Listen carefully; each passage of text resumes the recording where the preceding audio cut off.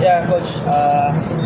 Not-beaten by an all-Filipino squad, unfortunately. We just talk about what happened lang tonight's game.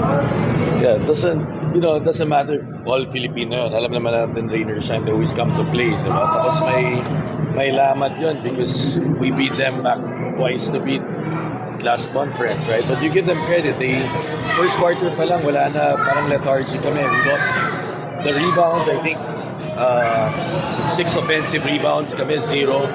So 19-8 kaagad yun. You start the game like that. They got 6 out of 12 threes.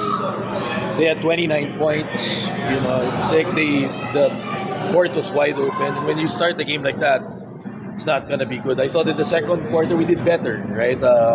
Our bench coming off didn't do well with calling the plays. They got the lead, but humabol kami nung second quarter. Pagdating ng third, I thought we did good, but by that time they set the tone. And then when it mattered most, after the 1-point lead, we broke down again defensively, right? So at this point, you credit that Rainer Shine knows how to play. The eliminations are very, very strong.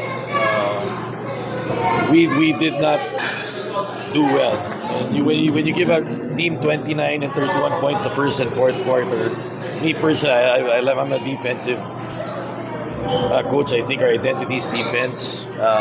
Play with fire, you get burned, and that's to be.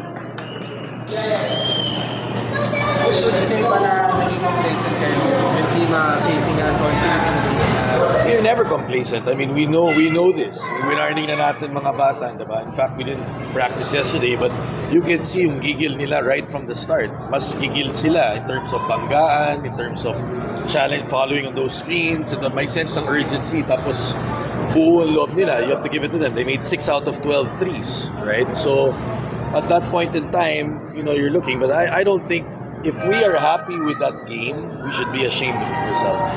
Like, you just can't come in there and just play basketball and have fun. You have to know your opponent. You have to take away their strengths.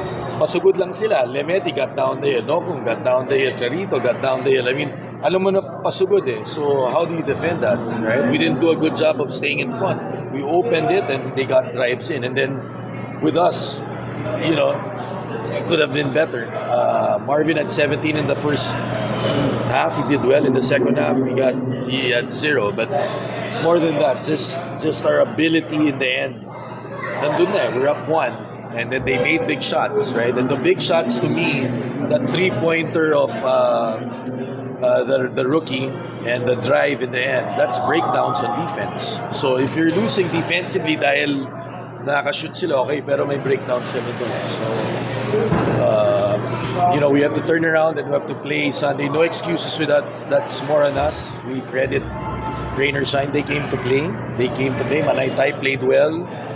Sino yung isang yung Tiga-UE? Villegas played really, really well. And then their guards also played well. Right? So, credit to them. They deserve this win.